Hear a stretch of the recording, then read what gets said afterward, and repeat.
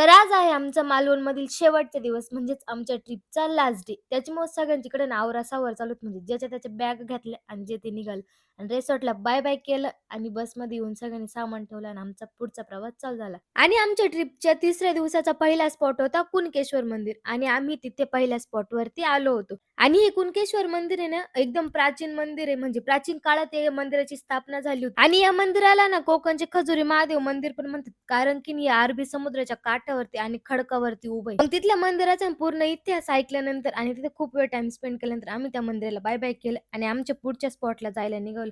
मग जेवण वगैरे केलं आणि आमचा पुढचा स्पॉट होता कोल्हापूर. तुम्हाला तर आपलं माहितीच आहे, आपण इतक्यात निघतो आणि इतक्यात पोहोचतो. मग इकडे कोल्हापूरला पोहोचल्यानंतर पहिलं महालक्ष्मी अंबाबाईचं दर्शन करायला निघालो. कोल्हापूरचे महालक्ष्मी मंदिर हे भारतातील अत्यंत प्राचीन आणि महत्त्वपूर्ण शक्तिपीठांपैकी एक मानले जाते. पुराणांमध्ये कोल्हापूरचा उल्लेख करवीर क्षेत्र असा आढळतो आणि महालक्ष्मीने येथे वास करण्याचा संकल्प आहे अशी कथा सांगितली जाते. विद्यमान मंदिराचे मुख्य बांधकाम इसवी सन 700 ते 800 च्या दरम्यान झाले होते आणि ते चालुक्य राजाने केले असल्याचे विद्वान मानतात. नंतर काही काळानंतर सुलतानाच्या आक्रमणात काही मंदिराचे अवशेष तुटले गेलेले होते आणि त्याच्यानंतर मराठा साम्राज्यात त्याचं दुरुस्तीकरण केलं गेलेलं होतं. छत्रपती शिवाजी महाराज आणि त्यानंतर छत्रपती शाहू महाराज यांनी मंदिराला राजाश्रय देऊन त्याची दुरुस्ती केली आणि सुवर्ण अलंकार आणि धार्मिक परंपरांची उभारणी केली. वर्षातून दोनदा तरी ना सूर्यास्ताची किरणे महालक्ष्मी मातेच्या मूर्तीवरती पडत असतात आणि यालाच किरणोत्सव असे म्हणतात. किरणोत्सव बघायला खूप अशी प्रचंड गर्दी होती.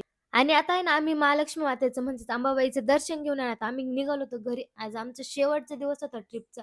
आता आम्ही सगळे एन्जॉय करत करत जाणार होतो आणि आमच्या सहलीच्या भरपूर अशा आठवणी आम्ही घरी घेऊन जाणार होतो. आणि तुम्हाला माझे ट्रिपचे व्हिडिओ कसे वाटले कमेंटमध्ये नक्की सांगा. व्हिडिओ आवडल्यास लाईक करा, फॉलो तेवढं नक्की करा.